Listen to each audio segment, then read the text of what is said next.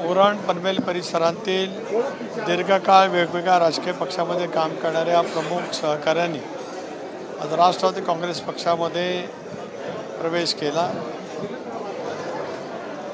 समाजसेवा करत असताना राजकीय पक्षाचा आधार लागतो ही भूमिका मनोमन काही सहकाऱ्यांना त्या ठिकाणी पटली।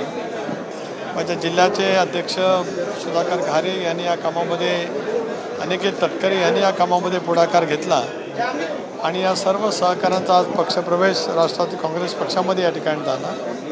विशेष करून पनवेल उरणच्या परिसरामध्ये सुद्धा पक्षाचं संघटन, पक्षाचा विचार अधिक जनमानसापर्यंत पोहोचवण्याचा दृष्टिकोन, नागरी भागातले प्रश्न वेगळे आहेत, त्या परिसरामध्ये औद्योगिकरण आहे, तिथल्या भूमिपुत्रांचे अनेक प्रश्न आहेत। अशा वेळा या लढाऊ सहकाऱ्यांच्यामुळे त्या सगळ्या भूमिपुत्रांना न्याय देण्याचं काम राष्ट्रवादी काँग्रेस पक्षाच्या कार्यकर्त्यांच्या माध्यमातून अजितदादांच्या नेतृत्वाखाली घडेल असा विश्वास या निमित्ताने मी व्यक्त करतो।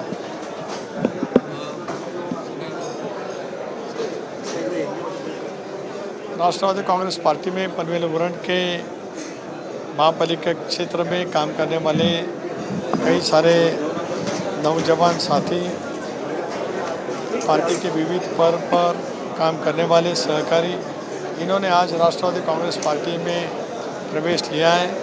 मेरे ज़िले के अध्यक्ष सुधाकर घारे, माजी आमदार अनिकेत तटकरे, इन्होंने इसके बारे में प्रयास किए थे, उनके पास संवाद किया। राष्ट्रवादी कांग्रेस पार्टी की विचारधारा अजितदादा के नेतृत्व में जो सेकुलर विचारधारा है वो और ताकत और शक्ति, खास तौर पर उरण पनवेल का जो इलाका है जहाँ पे अभी इंटरनेशनल एयरपोर्ट हो जा रहा है, वहाँ के भूमिपुत्रों के लिए राष्ट्रवादी कांग्रेस पार्टी के माध्यम से काम करने का मौका हम उनको देने वाले हैं।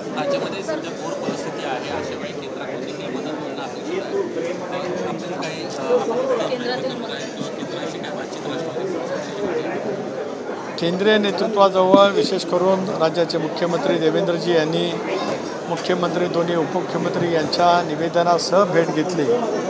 मला विश्वास आहे की या देशाचे संवेदनाशील पंतप्रधान आदरणीय मोदी साहेबांना मराठवाड्यातील, उत्तर महाराष्ट्रातल्या पूरग्रस्त परिस्थितीची पूर्णपणाने माहिती आहे।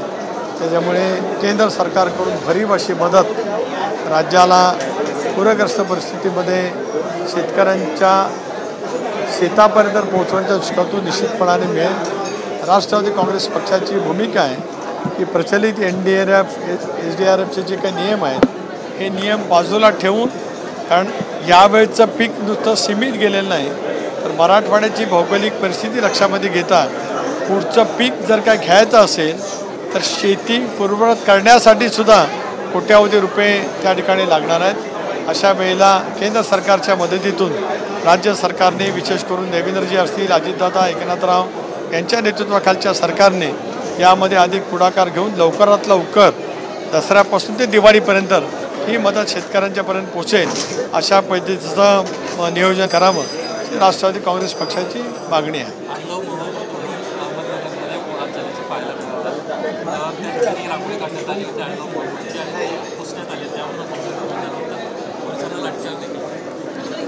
या संवेदनाशील मुद्द्याच्या बाबतीमध्ये सुद्धा राज्याच्या गृह विभागाच्याकडून निश्चितपणे त्या ठिकाणी पावलं उचलली जात आहे। माझी सर्वांनाच विनंती आहे की काही विशिष्ट भावना निर्माण करत समाजामध्ये अंतर निर्माण केल्याच्यामुळे अनेक वेळेला वेगवेगळे प्रश्न त्या ठिकाणी निर्माण होत असतात। महाराष्ट्रात शिवशाहू फुले आंबेडकरांच्या सामाजिक समतेचा आविष्कार असणारा हा महत्त्वाचे राज्य देशांतील आहे। अशा वेळेला या घटना वारंवार घडणार नाहीत याची खबरदारी प्रत्येकाने घेणं हे महत्त्वाचं ठरू शकेल। धाराशिवमध्ये बँकांकडून शेतकऱ्यांना नोटीस गेलेल्या आहेत कर्ज फेडण्याच्या संदर्भातल्या। सध्या शेतकरी जो आहे तो पूरच्या परिस्थितीमध्ये अडकलेला असताना अशा पद्धतीने त्यांना नोटीस देणं कितपत योग्य वाटतं आणि याच्यामुळे सरकारवरती टीका सुद्धा होते। ही अत्यंत चूक आहे। ज्या बँकेकडनं अशापेक्षा नोटिसा शेतकऱ्यांकडनं गेल्या असतील, मुख्यमंत्र्यांना माझी विनंती आहे, उपमुख्यमंत्र्यांना माझी विनंती आहे की अशा बँकांच्यावरती तातडीने त्या ठिकाणी कारवाई केली जावी।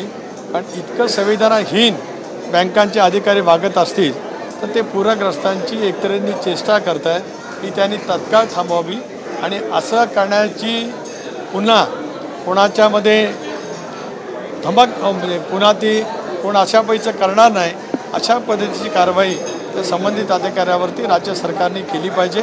राष्ट्रीयकृत बँक असेल तर त्यालासुद्धा राज्य सरकारचे अधिकार आहेत आणि केंद्राच्या अर्थ मंत्रालयाकडे सुद्धा या बाबतीमध्ये बोलणं आवश्यक आहे.